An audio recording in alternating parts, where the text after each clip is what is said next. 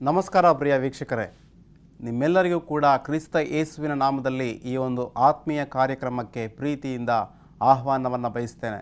ನೀವೆಲ್ಲರೂ ಕೂಡ ಕರ್ತನ ಕೃಪೆಯಿಂದ ಚೆನ್ನಾಗಿದ್ದೀರಿ ಎಂಬುದಾಗಿ ನಾವು ಭಾವಿಸುತ್ತಿದ್ದೇವೆ. ನಿಮ್ಮೆಲ್ಲರಿಗಾಗಿ ನಾವು ಸದಾ ಪ್ರಾರ್ಥಿಸುತ್ತಿದ್ದೇವೆ. ಪ್ರಿಯರೇ, ಬನ್ನಿ ಸ್ವಲ್ಪ ಹೊತ್ತು ನಾವು ದೇವರ ವಾಕ್ಯವನ್ನು ಕಲಿಯೋಣ. ದೇವರ ವಾಕ್ಯವನ್ನು ಕಲಿಯುವ ಹಾಗೆ ಒಂದು ಸಣ್ಣ ಪ್ರಾರ್ಥನೆ ಮುಖಾಂತರ ಮುಂದೆ ಹೋಗುವ ಪ್ರಾರ್ಥಿಸೋಣ. ನಮ್ಮನ್ನು ಬಹಳವಾಗಿ ಪ್ರೀತಿ ಮಾಡುವಂಥ ಪ್ರಿಯ ಪರಲೋಕದ ಸ್ವಾಮಿ, ನಿನ್ನ ಪರಿಶುದ್ಧ ನಾಮಕ್ಕೆ ಸ್ತೋತ್ರವಾಗಲಿ ಕರ್ತನೆ. ಅಪ್ಪ ಸ್ವಾಮಿ, ವಿಶೇಷವಾಗಿ ನಿನ್ನ ಒಂದು ಪವಿತ್ರ ವಾಕ್ಯವನ್ನು ಧ್ಯಾನ ಮಾಡುವಂತಹ ಕೃಪೆಯನ್ನು ನಮಗೆ ಅನುಗ್ರಹಿಸಿದ್ದಿ. ಕೋಟ್ಯಾನುಕೋಟಿ ಸ್ತೋತ್ರ. ಸ್ವಲ್ಪ ಹೊತ್ತು ನಿನ್ನ ವಾಕ್ಯವನ್ನು ಧ್ಯಾನ ಮಾಡುವಾಗ ನೀನೇ ನಮ್ಮೊಟ್ಟಿಗೆ ಮಾತನಾಡಬೇಕೆಂದು ಯೇಸುವಿನ ನಾಮದಲ್ಲಿ ಬೇಡಿಕೊಳ್ಳುತ್ತೇನೆ ಸ್ವಾಮಿ, ಆಮೇನ್. ಪ್ರಿಯ ವೀಕ್ಷಕರೇ, ನಾವು ಕಳೆದ ಸಂಚಿಕೆಯಲ್ಲಿ ಈ ಅಂತ್ಯಕಾಲದಲ್ಲಿ ಜನರಲ್ಲಿ ಇರುವಂತಹ ಕೆಲವು ಕೆಟ್ಟ ಗುಣಗಳ ಕುರಿತಾಗಿ ಕಲಿಯುತ್ತಾ ಬಂದಿದ್ದೇವೆ. ಆದ್ದರಿಂದ ಅದರ ಭಾಗವಾಗಿ ನಾನು ಇಂದು ಮತ್ತೊಂದು ವಿಚಾರವಾಗಿ ನಿಮ್ಮ ಜೊತೆ ಮಾತನಾಡಲು ಬಯಸ್ತೇನೆ. ನೋಡಿ, 2 ತಿಮೋತಿ 3ನೇ ಅಧ್ಯಾಯ 1-5 ವಾಕ್ಯಗಳಲ್ಲಿ ಪೌಲನು ತಿಮೋತಿಯನಿಗೆ ಬರೆಯುತ್ತಾ ಕೆಲವು ಹಿತ ವಚನಗಳನ್ನು ಹೇಳ್ತಾನೆ. ಏನು ಹೇಳ್ತಾನೆ ಎಂಬುದನ್ನು ನೋಡಿ ನಾವು ಗಮನಿಸೋಣ. ದೇವರ ವಾಕ್ಯವನ್ನು ಓದೋಣ. 2 ತಿಮೋತಿ 3ನೇ ಅಧ್ಯಾಯ 1-5 ವಾಕ್ಯಗಳು. ಆದರೆ ಕಡೇ ದಿವಸಗಳಲ್ಲಿ ಕಠಿಣ ಕಾಲಗಳು ಬರುವವೆಂಬುದನ್ನು ತಿಳಿದುಕೋ. ಮನುಷ್ಯರು ಸ್ವಾರ್ಥ ಚಿಂತಕರು, ಹಣದಾಸೆಯವರು, ಬಡಾಯಿ ಕೊಚ್ಚುವವರು, ಅಹಂಕಾರಿಗಳು, ದೂಷಕರು, ತಂದೆ ತಾಯಿಗಳಿಗೆ ಅವಿಧೇಯರು, ಉಪಕಾರವನ್ನು ನೆನೆಸಿದವರು ಇರ್ತಾರೆ ಎಂಬುದಾಗಿ ಇಲ್ಲಿ ಪೌಲನು ತಿಳಿಸ್ತಾ ಇದ್ದಾನೆ. ಪ್ರಿಯ ವೀಕ್ಷಕರೇ, ನಾವು ಕಳೆದ ಸಂಚಿಕೆಯಲ್ಲಿ ದೂಷಕರ ಕುರಿತಾಗಿ ಕಲಿತಿದ್ದೇವೆ. ಈಗ ನಾವು ತಂದೆ ತಾಯಿಗಳಿಗೆ ಅವಿಧೇಯರು ಕೂಡ ಈ ಅಂತ್ಯ ಕಾಲದಲ್ಲಿ ಜೀವಿಸ್ತಾರೆ ಎಂಬುದನ್ನು ನಾವು ಅರ್ಥ ಮಾಡಿಕೊಳ್ಳಬೇಕು. ಈಗ ನಾವು ತಂದೆ ತಾಯಿಗಳಿಗೆ ಅವಿಧೇಯರು ಎಂಬ ವಿಚಾರವಾಗಿ ಸ್ವಲ್ಪ ಹೊತ್ತು ದೇವರ ವಾಕ್ಯವನ್ನು ಕಲಿಯೋಣ. ನಮಗೆ ಸತ್ಯವಾಕ್ಯ ಹೇಳುತ್ತೆ, ದೇವರು ಮೋಶೆಗೆ ಸಿನಾಯಿ ಪರ್ವತದಲ್ಲಿ ಕೊಟ್ಟಂತಹ 10 ಆಜ್ಞೆಗಳಲ್ಲಿ 5ನೇ ಆಜ್ಞೆ ಹೇಳುತ್ತೆ, ನಿನ್ನ ತಂದೆ ತಾಯಿಗಳನ್ನು ನೀನು ಸನ್ಮಾನಿಸಬೇಕು. ನಾನು ನಿನಗೆ ಕೊಡಲಿರುವಂತಹ ಆ ನೂತನ ಭೂಮಂಡಲದಲ್ಲಿ ನೀನು ದೀರ್ಘಾಯುಷ್ಯವನ್ನು ಹೊಂದಬೇಕಾದರೆ ನಿನ್ನ ತಂದೆ ತಾಯಿಗಳಿಗೆ ನೀನು ಮರ್ಯಾದೆಯನ್ನು ಕೊಟ್ಟು ನೀನು ಅವರನ್ನು ಗೌರವಿಸಬೇಕು, ಸನ್ಮಾನಿಸಬೇಕು ಎಂಬುದಾಗಿ ದೇವರು 10 ಆಜ್ಞೆಗಳಲ್ಲಿ ಒಂದು ಪ್ರಧಾನ ಆಜ್ಞೆಯನ್ನಾಗಿ ಮೋಶೆಗೆ ದೇವರು ಕೊಟ್ಟದ್ದನ್ನು ನೋಡಬಹುದು. ಆದ್ದರಿಂದ ದೇವರು ಕೊಟ್ಟಿರುವಂತಹ ಈ 10 ಆಜ್ಞೆಗಳಲ್ಲಿ ಒಂದು ನಿನ್ನ ತಂದೆ ತಾಯಿಗಳನ್ನು ನೀನು ಸನ್ಮಾನಿಸಬೇಕು ಎಂಬುದಾಗಿ. ಅನೇಕ ಬಾರಿ ನಾವೇನು ಮಾಡ್ತೇವಪ್ಪ ಅಂತಂದರೆ, ಕೆಲವು ಬಾರಿ ಒಂದು ಒಳ್ಳೆಯ ಉದ್ಯೋಗ ಸಿಕ್ಕಿದಾಗ ಇಲ್ಲವೇ ಒಳ್ಳೆಯ ವಿದ್ಯಾರ್ಥಿಯನ್ನು ಹೊಂದಿಕೊಂಡಾಗ ನಾವೇನು ಮಾಡ್ತೇವಪ್ಪ ಅಂತಂದರೆ ತಂದೆ ತಾಯಿಗಳನ್ನು ಮರೆತು ಬಿಡ್ತೇವೆ. ನಾನು ಇಷ್ಟರವನಾಗಲು ಕಾರಣ ನನ್ನ ತಂದೆ ತಾಯಿಗಳು ಎಂಬುದನ್ನು ನಾವು ಮರೆತು ಬಿಡ್ತೇವೆ. ಬಹಳ ವಿಪರ್ಯಾಸ ಪ್ರಿಯರೇ. ಕ್ರೈಸ್ತರಾದಂತಹ ನಾವು ಇಂತಹ ಗುಣವನ್ನು ಹೊಂದಿರಬಾರದು. ತಂದೆ ತಾಯಿಗಳನ್ನು ಯಾವುದೇ ಕಾರಣಕ್ಕೂ ಕೂಡ ತಾತ್ಸಾರ ಮಾಡಬಾರದು. ಇನ್ನು ನಾವು ನೋಡುವುದಾದರೆ ಈ ಬೆಂಗಳೂರಿನಂತಹ ಪಟ್ಟಣಗಳಲ್ಲಿ ತಂದೆ ತಾಯಿಗಳನ್ನು ನೋಡಿಕೊಳ್ಳಲು ಕೂಡ ಅವರಿಗೆ ಸಮಯವಿಲ್ಲ. ಅವ್ರು ಏನು ಮಾಡ್ತಾರೆ ಎಂಬುದಾಗಿ ನಾವು ನೋಡುವಾಗ, ತಿಂಗಳಿಗೆ ನಾನು ನಿನಗೆ ಸ್ವಲ್ಪ ಹಣವನ್ನು ಕೊಡ್ತೇನೆ, ನೀನು ಮತ್ತೊಂದು ಮನೆಯನ್ನು ಮಾಡಿಕೊಂಡಿರು, ಇಲ್ಲವಾದರೆ ಬಾ ನಿನ್ನನ್ನು ವೃದ್ಧಾಶ್ರಮಕ್ಕೆ ನಾನು ಸೇರಿಸ್ತೇನೆ, ವೃದ್ಧಾಶ್ರಮದಲ್ಲಿರು ಎಂಬುದಾಗಿ ವೃದ್ಧಾಶ್ರಮಕ್ಕೆ ಆ ಒಂದು ತಂದೆ ತಾಯಿಗಳನ್ನು ತೆಗೆದುಕೊಂಡು ಹೋಗಿ ಸೇರಿಸೋದನ್ನು ಕೂಡ ನಾವು ಕಾಣ್ತೇವೆ. ಬಹಳ ದುಃಖಕರ. ದೇವರ ವಾಕ್ಯ ಸ್ಪಷ್ಟವಾಗಿ ಹೇಳ್ತಾ ಇದೆ, ನಿನ್ನ ತಂದೆ ತಾಯಿಗಳನ್ನು ನೀನು ಸನ್ಮಾನಿಸು ಎಂಬುದಾಗಿ. ಅವರು ಎಷ್ಟೋ ಕಷ್ಟಪಟ್ಟು ನಿನ್ನನ್ನು ದಿನೇ ಬೆಳೆಸಿ ನಿನಗೆ ಊಟವನ್ನು ಕೊಟ್ಟು, ಒಳ್ಳೆಯ ಬಟ್ಟೆಗಳನ್ನು ಕೊಟ್ಟು, ನಿನಗೆ ಒಳ್ಳೆಯ ವಿದ್ಯಾಭ್ಯಾಸವನ್ನು ಕೊಟ್ಟು, ಒಳ್ಳೆಯ ಉದ್ಯೋಗವನ್ನು ನನ್ನ ಮಗನಿಗೆ ಕೊಡಿಸಬೇಕು, ನನ್ನ ಮಗಳಿಗೆ ಒಳ್ಳೆಯ ವಿದ್ಯಾಭ್ಯಾಸವನ್ನು ಕೊಡಬೇಕು ಎಂಬುದಾಗಿ ಎಷ್ಟೋ ಶ್ರಮ ಪಟ್ಟಿರ್ತಾರೆ. ಅಂತಹ ತಂದೆ ತಾಯಿಗಳನ್ನು ಇಂದಿನ ಕಾಲದಲ್ಲಿ ನಾವು ನೋಡ್ತಿದ್ದೇವೆ, ಜನರು ತಾತ್ಸಾರ ಮಾಡ್ತಾ ಇದ್ದಾರೆ. ಬಹಳ ವಿಪರ್ಯಾಸ. ಮಗ ಕುಡಿದು ಬಂದು ತಾಯಿಯನ್ನು ಇಷ್ಟ ಬಂದ ಹಾಗೆ ಹೊಡೆಯುವಂತಹ ಘಟನೆಗಳನ್ನು ನಾವು ನೋಡ್ತೇವೆ. ಕುಡಿದು ಬಂದು ಮಗ ತಂದೆಯನ್ನು ವಿಪರೀತವಾಗಿ ಹೊಡೆಯುವಂತಹ ಘಟನೆಗಳನ್ನು ಕೂಡ ನಾವು ಕಾಣ್ತೇವೆ. ಪ್ರಿಯರೇ, ನಾವು ಒಂದನ್ನು ಗಮನಿಸಬೇಕು, ದೇವರ ವಾಕ್ಯ ನಮಗೆ ಸ್ಪಷ್ಟವಾಗಿ ಹೇಳ್ತಿದೆ, ನಿನ್ನ ತಂದೆ ತಾಯಿಗಳನ್ನು ಸನ್ಮಾನಿಸು ಎಂಬುದಾಗಿ. ಒಂದು ವೇಳೆ ಅದನ್ನು ನಾವು ಮಾಡಲಿಲ್ಲ ಎಂಬುದಾಗಿ ನಾವು ನೋಡೋದಾದರೆ ದೇವರು ನಮ್ಮನ್ನು ದಂಡಿಸ್ತಾನೆ, ದೇವರು ನಮ್ಮನ್ನು ಖಂಡಿತವಾಗಲೂ ಶಿಕ್ಷೆಗೆ ಒಳಪಡಿಸ್ತಾನೆ. ಪ್ರಿಯರೇ, ಬನ್ನಿ ನಾವು ಯಾಜಕ ಕಾಂಡದಲ್ಲಿ ಒಂದು ವಾಕ್ಯವನ್ನು ಓದೋಣ. ಯಾಜಕ ಕಾಂಡ 20ನೇ ಅಧ್ಯಾಯ ನಾನು 9ನೇ ವಾಕ್ಯವನ್ನು ಓದ್ತಿದ್ದೇನೆ. 9ನೇ ವಾಕ್ಯದಲ್ಲಿ ದೇವರು ಬಹಳ ಕಠಿಣವಾದಂತಹ ಒಂದು ಮಾತನ್ನು ತಿಳಿಸ್ತಾರೆ. ಏನು ಎಂಬುದಾಗಿ ನಾವು ನೋಡೋದಾದರೆ ದೇವರ ವಾಕ್ಯ ಹೇಳ್ತಿದೆ, ತಂದೆಯನ್ನಾಗಲಿ ತಾಯಿಯನ್ನಾಗಲಿ ದೂಷಿಸುವವನಿಗೆ ಮರಣ ಶಿಕ್ಷೆಯಾಗಬೇಕು. ಎಂತಹ ಒಂದು ಮಾತು ಪ್ರಿಯರೇ. ತಂದೆ ತಾಯಿಗಳನ್ನು ಇಂದಿನ ಕಾಲದಲ್ಲಿ ವಿನಾಕಾರಣ ಸುಮ್ಮನೆ ದೂಷಿಸ್ತಾ ಇರ್ತಾರೆ, ನಿನ್ನಿಂದಲೇ ನನ್ನ ಜೀವನ ಹೀಗಾಯಿತು ಎಂಬುದಾಗಿ. ಪ್ರಿಯರೇ, ಅಂತಹ ಒಂದು ಮಾತುಗಳು ನಮ್ಮ ಬಾಯಿಂದ ಬರಬಾರದು. ಒಂದು ವೇಳೆ ಬರುವುದೇ ಆದರೆ ದೇವರ ವಾಕ್ಯ ಹೇಳ್ತಿದೆ, ಇಸ್ರಾಯೇಲರಿಗೆ ದೇವರು ಹೇಳ್ತಾ ಇದ್ದಾನೆ, ನಿಮ್ಮಲ್ಲಿ ತಂದೆಯನ್ನಾಗಲಿ ತಾಯಿಯನ್ನಾಗಲಿ ನೀವು ದೂಷಿಸಬಾರದು. ಒಂದು ವೇಳೆ ದೂಷಿಸಿದಲ್ಲಿ ಅಂಥವನಿಗೆ ಮರಣ ಶಿಕ್ಷೆಯಾಗಬೇಕು. ಅಷ್ಟೇ ಅಲ್ಲ, ಆ ವಾಕ್ಯದ ಮುಂಭಾಗ ಈ ರೀತಿ ಹೇಳುತ್ತೆ ನೋಡಿ, ತಂದೆ ತಾಯಿಗಳನ್ನು ದೂಷಿಸುವುದರಿಂದ ಅವನಿಗೆ ಸಂಭವಿಸಿದ ಮರಣ ಶಿಕ್ಷೆಗೆ ಅವನೇ ಕಾರಣನು. ಅವನ ಒಂದು ಅಂತ್ಯಕ್ಕೆ, ಅವನ ಒಂದು ಮರಣಕ್ಕೆ ಅವನೇ ಕಾರಣನು ವಿನಃ ಬೇರೆ ಯಾರು ಕೂಡ ಕಾರಣರಲ್ಲ ಎಂಬುದಾಗಿ ಸತ್ಯವಾಕ್ಯ ನಮಗೆ ತಿಳಿಸ್ತಾ ಇದೆ. ಪ್ರಿಯರೇ, ಈ ಅಂತ್ಯಕಾಲದಲ್ಲಿ ದೂಷಕರನ್ನು ನಾವು ನೋಡಿದ್ದೇವೆ, ಅಹಂಕಾರಿಗಳನ್ನು ನಾವು ನೋಡಿದ್ದೇವೆ, ಸ್ವಾರ್ಥ ಪ್ರಿಯರನ್ನು ನೋಡಿದ್ದೇವೆ, ಹಣದಾಸೆಯುಳ್ಳವರನ್ನು ನೋಡಿದ್ದೇವೆ. ಇಂದು ನಾವು ಕಲಿಯುತ್ತಿರುವಂತಹ ಒಂದು ವಿಶೇಷವಾದಂತಹ ಪಾಠ, ನಿನ್ನ ತಂದೆ ತಾಯಿಗಳನ್ನು ಸನ್ಮಾನಿಸಬೇಕು, ನಿನ್ನ ತಂದೆ ತಾಯಿಗಳಿಗೆ ನೀನು ಗೌರವವನ್ನು ಕೊಡಬೇಕು. ಸತ್ಯವಾಕ್ಯ ಹೇಳ್ತಿದೆ, ಅಂತ್ಯಕಾಲದಲ್ಲಿ ತಂದೆ ತಾಯಿಗಳಿಗೆ ಅವಿಧೇಯರಿರ್ತಾರೆ ಎಂಬುದಾಗಿ. ಆದ್ದರಿಂದ ನಾವು ಅವಿಧೇಯ ಮಕ್ಕಳಾಗಿ ಇರಬಾರ್ದು ಪ್ರಿಯರೇ. ಯಾಕೆಂದರೆ ಇವರೆಲ್ಲರೂ ಕೂಡ ಯಾರು ತಂದೆ ತಾಯಿಗಳಿಗೆ ಅವಿಧೇಯರಾಗ್ತಾರೋ, ತಂದೆ ತಾಯಿಗಳನ್ನು ಶಿಕ್ಷಿಸ್ತಾರೋ, ಅವರು ಖಂಡಿತವಾಗಲು ಮರಣ ಶಿಕ್ಷೆ ಅವರಿಗೆ ಆಗುತ್ತೆ ಎಂಬುದಾಗಿ ಸತ್ಯವಾಕ್ಯ ಹೇಳ್ತಾ ಇದೆ. ಅಂತ್ಯಕಾಲದಲ್ಲಿ ಇಂತಹ ಒಂದು ಗುಣಗಳುಳ್ಳ ಜನರು ಇರ್ತಾರೆ ತಿಮೋತಿ. ಆದ್ದರಿಂದ ಇಂಥವರಿಗೆ ನೀನು ದೂರವಿರೋ, ಇವರು ನಾಶನಕ್ಕೆ ಹೋಗ್ತಾ ಇದ್ದಾರೆ, ನೀನಾದರೂ ರಕ್ಷಣೆಯನ್ನು ಹೊಂದಬೇಕು ಎಂಬುದಾಗಿ ಪೌಲನು ತಿಮೋತಿಯನಿಗೆ ತಿಳಿಸ್ತಾ ಇದ್ದಾನೆ. ಆದ್ದರಿಂದ ಪ್ರಿಯರೇ, ನಾವು ಯಾವುದೇ ಕಾರಣಕ್ಕೂ ಕೂಡ ನಮ್ಮ ತಂದೆ ತಾಯಿಗಳನ್ನು ದೂಷಿಸಬಾರದು. ತಂದೆ ತಾಯಿಗಳಿಗೆ ವಿಧೇಯ ಮಕ್ಕಳಾಗಿರಬೇಕು.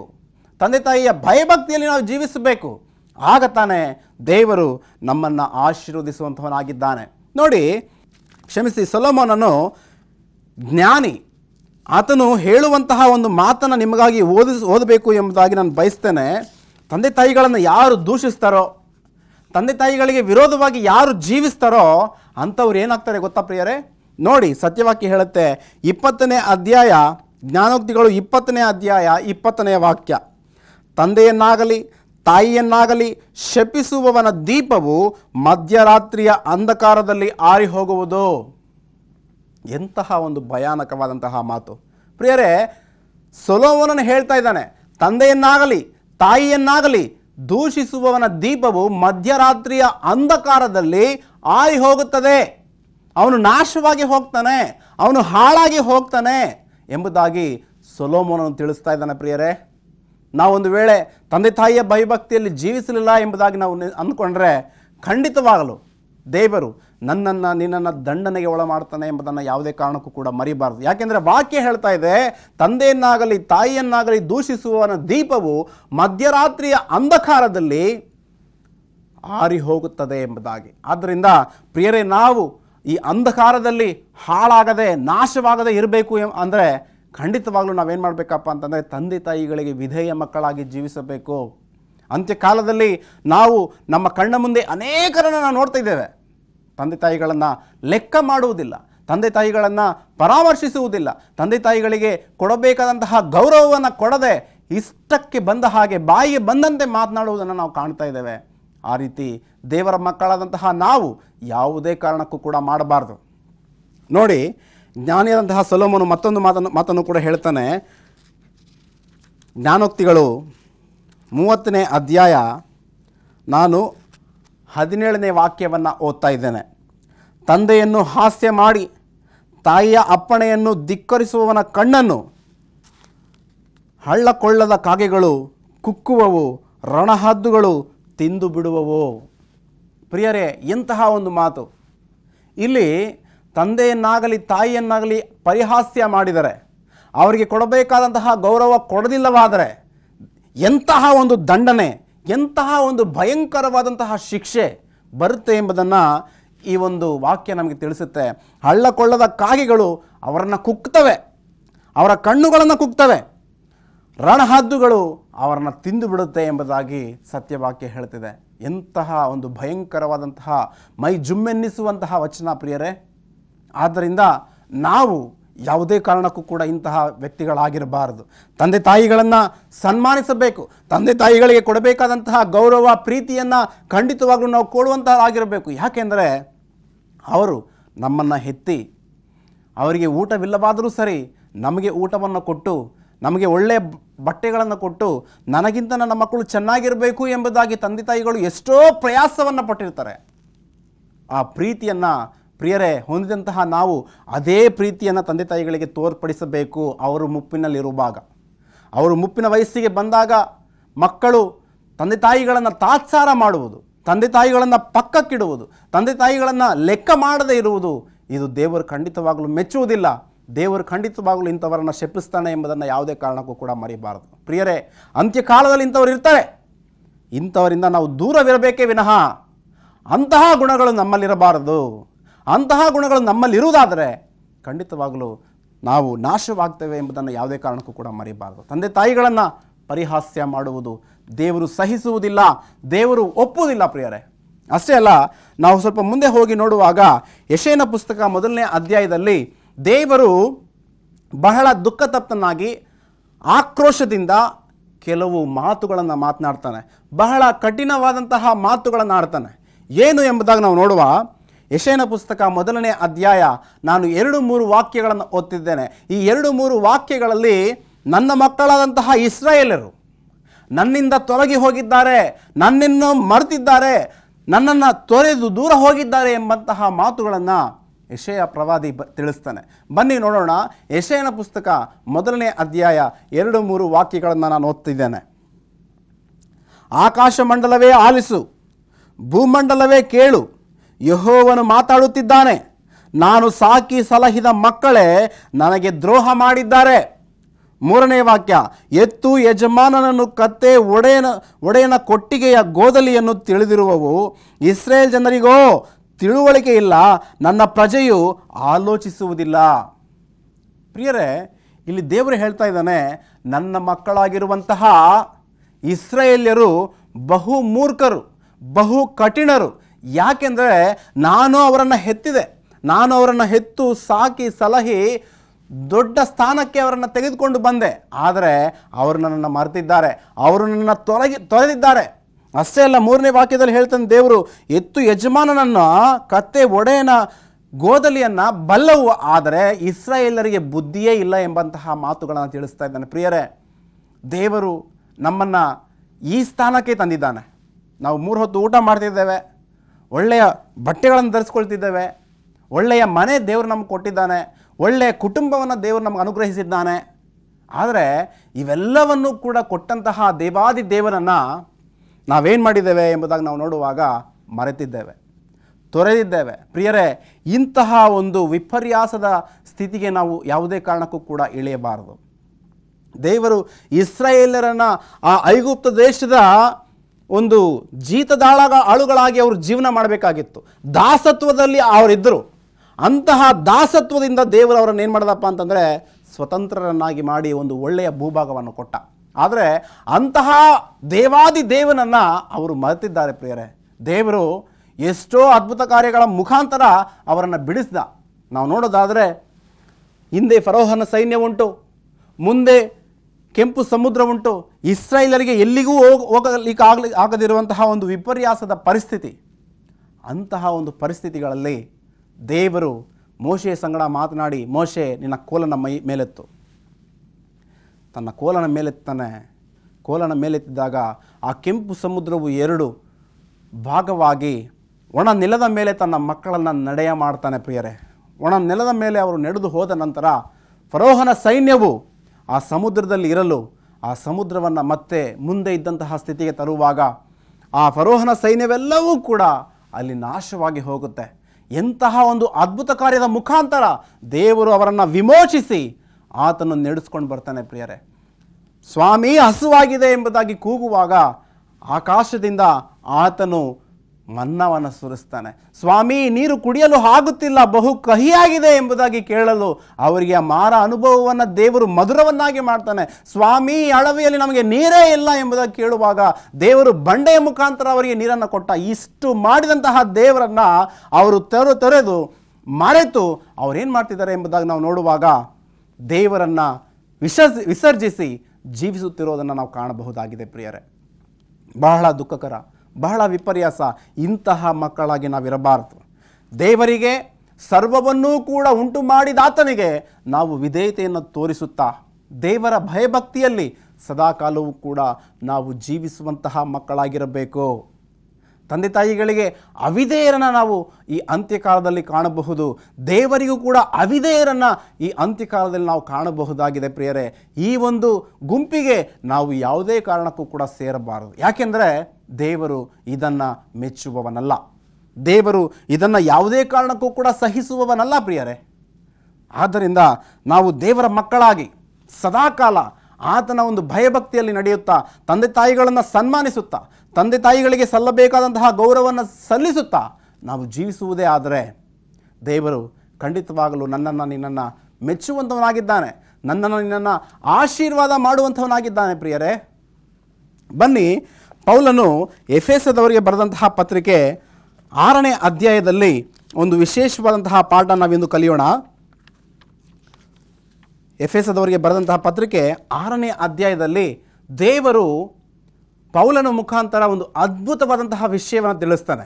ತಂದೆ ತಾಯಿಗಳು ಯಾವ ರೀತಿ ಇರಬೇಕು, ಮಕ್ಕಳು ಯಾವ ರೀತಿ ನಡೆದುಕೊಳ್ಳಬೇಕು ಎಂಬ ವಿಚಾರವಾಗಿ 6ನೇ ಅಧ್ಯಾಯ ಪೂರ್ತಿ ಇದೇ ವಿಚಾರವನ್ನು ತಿಳಿಸುತ್ತಾ ಇರೋದನ್ನು ನಾವು ಕಾಣಬಹುದು. ನೋಡಿ, ನಾವು 6ನೇ ಅಧ್ಯಾಯ 1ನೇ ವಾಕ್ಯವನ್ನು ಓದೋಣ. ಮಕ್ಕಳೇ, ನೀವು ಕರ್ತನಲ್ಲಿ ಇರುವವರಿಗೆ ತಕ್ಕ ಹಾಗೆ ನಿಮ್ಮ ತಂದೆ ತಾಯಿಗಳ ಮಾತನ್ನು ಕೇಳಬೇಕು, ಇದು ಧರ್ಮ. ಇಂದಿನ ಮಕ್ಕಳನ್ನು ನಾವು ನೋಡೋದಾದರೆ ತಂದೆ ತಾಯಿಗಳ ಮಾತನ್ನು ಲೆಕ್ಕ ಮಾಡುವುದಿಲ್ಲ, ತಂದೆ ತಾಯಿಗಳ ಮಾತನ್ನು ಕೇಳುವುದೇ ಇಲ್ಲ. ಮಗನೇ, ನೀನು ಸೈನ್ಸ್ ಮಾಡಪ್ಪ ಅಂತಂದರೆ, ಇಲ್ಲಮ್ಮ ನಾನು ಆರ್ಟ್ಸ್ ಮಾಡ್ತೇನೆ. ಮಗನೇ, ನಿನಗೆ ಈ ಬಟ್ಟೆ ಚೆನ್ನಾಗಿಲ್ಲ ಮಗನೇ, ಈ ಬಟ್ಟೆ ತೆಗೆದಿಟ್ಟು ನಾನು ಒಳ್ಳೆಯ ಬಟ್ಟೆಗಳನ್ನು ಕೊಡ್ತೇನೆ, ಈ ಬಟ್ಟೆಗಳನ್ನು ಹಾಕೋ ಎಂಬುದಾಗಿ ಕೇಳುವಾಗ ಅಮ್ಮ ನನಗೆ ತುಂಬ ಚೆನ್ನಾಗಿದೆ, ನಿನಗೇನು ಗೊತ್ತು? ಮಗನೇ, ಈ ಒಂದು ಹೇರ್ ಸ್ಟೈಲ್ ನಿನಗೆ ಚೆನ್ನಾಗಿಲ್ಲ ಕಣೋ, ತುಂಬ ಅಸಹ್ಯವಾಗಿದೆ ಎಂಬುದಾಗಿ ಕೇಳುವಾಗ ಅಮ್ಮ ನಿನಗೇನು ಗೊತ್ತು, ಇದು ಟ್ರೆಂಡ್, ಇದನ್ನೇ ನಾನು ಫಾಲೋ ಆಗ್ತೇನೆ. ಪ್ರಿಯರೇ, ದೇವರು ಇಂಥದ್ದನ್ನು ಮೆಚ್ಚುವಂಥವನಲ್ಲ. ತಂದೆ ತಾಯಿಗಳು ನಮ್ಮ ಒಳ್ಳೆಯದನ್ನು ಬಯಸಿ ಈ ಮಾತುಗಳನ್ನು ಹೇಳುವಂಥವರಾಗಿದ್ದಾರೆ. ಈ ಪ್ರಪಂಚದಲ್ಲಿ ಯಾರೂ ಕೂಡ ನಮಗೆ ಒಳ್ಳೆಯದನ್ನು ಬಯಸದೇ ಹೋದರೂ ಕೂಡ ನಮ್ಮ ತಂದೆ ತಾಯಿಗಳು ಖಂಡಿತವಾಗಲೂ ನಮಗೆ ಒಳ್ಳೆಯದನ್ನು ಬಯಸ್ತಾರೆ. ಆದ್ದರಿಂದ ಆ ಒಳ್ಳೆಯದನ್ನು ಬಯಸುವಂತಹ ತಂದೆ ತಾಯಿಗಳಿಗೆ ನಾವು ಗೌರವವನ್ನು ಸಲ್ಲಿಸಬೇಕು, ಅವರ ಮಾತಿಗೆ ಮರ್ಯಾದೆಯನ್ನು ಕೊಡಬೇಕು, ಅವರು ಹೇಳಿದಂತೆ ನಡೆಯಬೇಕು. ವಾಕ್ಯ ಹೇಳ್ತಾ ಇದೆ, ಮಕ್ಕಳೇ, ನೀವು ಕರ್ತನಲ್ಲಿರುವವರೆಗೆ ತಕ್ಕ ಹಾಗೆ ನಿಮ್ಮ ತಂದೆ ತಾಯಿಗಳ ಮಾತುಗಳನ್ನು ಕೇಳಬೇಕು, ಇದು ಧರ್ಮ. ಪೌಲನು ಹೇಳ್ತಾ ಇದ್ದಾನೆ, ಮಕ್ಕಳೇ, ಎಫೆಸ ಸಭೆಯಲ್ಲಿರುವಂತಹ ಮಕ್ಕಳಿಗೆ ಹೇಳ್ತಾ ಇದ್ದಾನೆ ಪೌಲ, ಮಕ್ಕಳೇ, ನಿಮ್ಮ ತಂದೆ ತಾಯಿಗಳ ಮಾತಿಗೆ ನೀವು ಗೌರವವನ್ನು ಕೊಡ್ರಿ, ಮರ್ಯಾದೆಯನ್ನು ಕೊಡ್ರಿ, ಅವರು ಹೇಳಿದಂತೆ ನಡೆಯಿರಿ, ಇದು ನಿಮಗೆ ಧರ್ಮ ಎಂಬುದಾಗಿ ಇಲ್ಲಿ ಪೌಲನು ತಿಳಿಸ್ತಾ ಇದ್ದಾನೆ ಪ್ರಿಯರೇ. ಆದ್ದರಿಂದ ನಾವು ದೇವರ ಮಕ್ಕಳಾಗಿ ಸದಾ ತಂದೆ ತಾಯಿಗಳ ಮಾತುಗಳನ್ನು ಕೇಳುವಂತಹ ಮಕ್ಕಳಾಗಿರಬೇಕು ಎಂಬುದಾಗಿ ವಾಕ್ಯ ತಿಳಿಸ್ತಾ ಇದೆ. ಯಾಕೆಂದರೆ ಅವರು ನಮ್ಮ ಮೇಲೆ ಸಂಪೂರ್ಣ ಅಧಿಕಾರ ಅವರಿಗೆ ಉಂಟು. ಆದರೆ ಎಷ್ಟೋ ಪ್ರೀತಿಯಿಂದ ನಮ್ಗೆ ಹೇಳ್ತಾರೆ ಪ್ರಿಯರೇ, ನಮ್ಮನ್ನು ಇದು ಮಾಡು ಎಂಬುದಾಗಿ ಗದರಿಸಿ ಹೇಳಬಹುದು. ಆದರೆ ತಂದೆ ತಾಯಿಗಳು ಎಷ್ಟೋ ಪ್ರೀತಿಯಿಂದ, ಮಗನೇ ಹೀಗೆ ಮಾಡಬೇಡಪ್ಪ, ನೀನು ಈ ಮಾರ್ಗದಲ್ಲಿ ನಡಿಬೇಡ ಮಗನೇ, ಈ ಮಾತುಗಳು ನಿನ್ನ ಬಾಯಿಂದ ಬರಬಾರದು ಮಗನೇ ಎಂಬುದಾಗಿ ಎಷ್ಟೋ ಪ್ರೀತಿಯಿಂದ ನಮ್ಮ ಒಳ್ಳೆಯದನ್ನು ಬಯಸಿ ಮಾತನಾಡ್ತಾ ಇರ್ತಾರೆ. ಆದ್ದರಿಂದ ಪ್ರಿಯರೇ, ತಂದೆ ತಾಯಿಗಳ ಮಾತಿಗೆ ಗೌರವವನ್ನು ಕೊಟ್ಟು ತಂದೆ ತಾಯಿಗಳ ಮಾತುಗಳನ್ನು ಸ್ವೀಕಾರ ಮಾಡಿ ತಂದೆ ತಾಯಿಗಳ ಮಾತಿನ ಮೇರೆಗೆ ನಾವು ಜೀವಿಸುವುದಾದರೆ ಪ್ರಿಯರೇ, ಆ ದೇವರು ನಮ್ಮ ಜೀವನವನ್ನು ಖಂಡಿತವಾಗಲೂ ಆಶೀರ್ವಾದಮಯವನ್ನಾಗಿ ಮಾಡ್ತಾನೆ. ನೋಡಿ, ಅಬ್ರಹಾಮನು ವಿಧೇಯತೆಯನ್ನು ತೋರಿಸಿದ, ಆತನು ಎಷ್ಟೋ ಅದ್ಭುತ ರೀತಿಯಲ್ಲಿ ಆಶೀರ್ವದಿಸಲ್ಪಟ್ಟು ಅಬ್ರಹಾಮನು ನನ್ನ ಸ್ನೇಹಿತನು ಎಂಬುದಾಗಿ ದೇವರೇ ವಾಗ್ದಾನ ಮಾಡ್ತಾನೆ. ಅಷ್ಟೇ ಅಲ್ಲ, ಆತನು ವಿಶ್ವಾಸಿಗಳೆಲ್ಲರಿಗೂ ಕೂಡ ಪಿತನಾಗ್ತಾನೆ. ಆದ್ದರಿಂದ ಪ್ರಿಯ ದೇವರ ಮಕ್ಕಳೇ, ನಾವು ಕೂಡ ಅಷ್ಟೇ ವಿಧೇಯತೆಯನ್ನು ತೋರಿಸುವುದಾದರೆ ದೇವರು ನಮ್ಮನ್ನು ಖಂಡಿತವಾಗಲೂ ಆಶೀರ್ವಾದ ಮಾಡುವಂಥವನಾಗಿದ್ದಾನೆ. ನೋಡಿ, ಇಲ್ಲಿ ಸೊಲೊಮೋನನು 1ನೇ ಅಧ್ಯಾಯ ಜ್ಞಾನೋಕ್ತಿಗಳು 8ನೇ ವಚನದಲ್ಲಿ ಒಂದು ಒಳ್ಳೆಯ ಹಿತ ನುಡಿಯನ್ನು ನುಡಿತಾನೆ. 1ನೇ ಅಧ್ಯಾಯ 8ನೇ ವಚನವನ್ನು ನಾನು ಓದ್ತಾ ಇದ್ದೇನೆ. ಮಗನೇ, ನಿನ್ನ ತಂದೆಯ ಉಪದೇಶವನ್ನು ಕೇಳು, ನಿನ್ನ ತಾಯಿಯ ಬೋಧನೆಯನ್ನು ತೊರೆಯಬೇಡ. ನಿನ್ನ ತಂದೆ ತಾಯಿಗಳ ಉಪದೇಶ ನಿನಗೆ ಒಳ್ಳೆಯ ಮಾರ್ಗ, ಒಳ್ಳೆಯ ಭವಿಷ್ಯವನ್ನು ಕೊಡುತ್ತೆ ಪ್ರಿಯರೇ. ಆದ್ದರಿಂದ ನಾವು ತಂದೆ ತಾಯಿಗಳ ಮಾತುಗಳನ್ನು ಕೇಳುವಂಥವರಾಗಿರಬೇಕು. ತಂದೆ ತಾಯಿಗಳ ಮಾತುಗಳನ್ನು ಸ್ವೀಕರಿಸಬೇಕು. ತಂದೆ ತಾಯಿಗಳು ಹೇಳಿದಂತೆ ಜೀವಿಸಬೇಕು. ನಮ್ಮ ಜೀವನ ಖಂಡಿತವಾಗಲೂ ಸಾರ್ಥಕವಾಗುತ್ತೆ. ನಮ್ಮ ಜೀವನ ಖಂಡಿತವಾಗಲೂ ಸಂತೋಷದಿಂದ ಸಮಾಧಾನದಿಂದ ಇರುತ್ತೆ. ಯಾವಾಗ ಎಂಬುದಾಗಿ ನಾವು ನೋಡೋದಾದರೆ ತಂದೆ ತಾಯಿಗಳ ಮಾತುಗಳನ್ನು ಕೇಳಿದಾಗ. ವಾಕ್ಯ ಹೇಳ್ತಿದೆ ನಮಗೆ ಸ್ಪಷ್ಟವಾಗಿ, ತಂದೆ ತಾಯಿಯ ಉಪದೇಶವನ್ನು ಕೇಳಬೇಕು, ಆ ಬೋಧನೆಯನ್ನು ಯಾವುದೇ ಕಾರಣಕ್ಕೂ ಕೂಡ ತೊರೆಯಬೇಡ ಎಂಬುದಾಗಿ ಜ್ಞಾನಿಯಾದಂತಹ ಸೊಲೊಮೋನನು ಹೇಳ್ತಾ ಇದ್ದಾನೆ. ಪ್ರಿಯರೇ, ನಾವು ಈ ಒಂದು ಸಣ್ಣ ವಾಕ್ಯ ಭಾಗದ ಮುಖಾಂತರ ಕಲಿಬೇಕಾಗಿರೋದೇನಪ್ಪ ಅಂತಂದರೆ, ತಂದೆ ತಾಯಿಗಳಿಗೆ ನಾವು ವಿಧೇಯರಾಗಿ ಜೀವಿಸಬೇಕು. ತಂದೆ ತಾಯಿಗಳ ಮಾತಿನ ಮೇರೆಗೆ ಜೀವಿಸುವಾಗ ನಮ್ಮನ್ನು ದೇವರು ಖಂಡಿತವಾಗಲೂ ಮೆಚ್ಚುವಂಥವನಾಗಿದ್ದಾನೆ, ಆಶೀರ್ವಾದ ಮಾಡುವಂಥವನಾಗಿದ್ದಾನೆ. ಪ್ರಿಯರೇ, ನೋಡಿ, ಇಲ್ಲಿ ಎಷ್ಟೋ ಅದ್ಭುತವಾದಂತಹ ನುಡಿಯನ್ನು ಸೊಲೊಮೋನನು ಹೇಳ್ತಿದ್ದಾನೆ. ನಿನ್ನ ತಂದೆ ತಾಯಿಯ ಬೋಧನೆಯನ್ನು, ಉಪದೇಶವನ್ನು ತೊರೆಯಬೇಡ, ಕೇಳು. ಅವು ನಿನಗೆ ಜೀವವನ್ನು ಕೊಡ್ತವೆ, ಅವು ನಿನ್ನನ್ನು ಮೇಲಕ್ಕೆ ತರ್ತವೆ, ಅವು ನಿನ್ನನ್ನು ಉದ್ಧಾರ ಮಾಡ್ತವೆ ಎಂಬುದಾಗಿ ಸೊಲೊಮೋನನು ಹೇಳ್ತಾ ಇದ್ದಾನೆ ಪ್ರಿಯರೇ. ಆದ್ದರಿಂದ ತಂದೆ ತಾಯಿಗಳನ್ನು ಸನ್ಮಾನಿಸಬೇಕು. ತಂದೆ ತಾಯಿಗಳನ್ನು ನಾವು ಸನ್ಮಾನಿಸುವುದೇ ಆದರೆ ಖಂಡಿತವಾಗಲೂ ಪ್ರಿಯರೇ ದೇವರು ನಮಗೆ ದೀರ್ಘಾಯುಷ್ಯವನ್ನು ಕೊಡುವಂಥವರಾಗಿದ್ದಾರೆ. ಅಷ್ಟೇ ಅಲ್ಲ, ತಂದೆ ತಾಯಿಗಳ ಮಾತುಗಳನ್ನು ಒಂದು ವೇಳೆ ಕೇಳದೆ ಹೋದರೆ ನಮ್ಮ ಒಂದು ದೀಪವು ಮಧ್ಯರಾತ್ರಿಯ ಅಂಧಕಾರದಲ್ಲಿ ಆರಿ ಹೋಗುತ್ತದೆ ಎಂಬುದಾಗಿ ಸೊಲೊಮೋನನು ಹೇಳುತ್ತಾನೆ.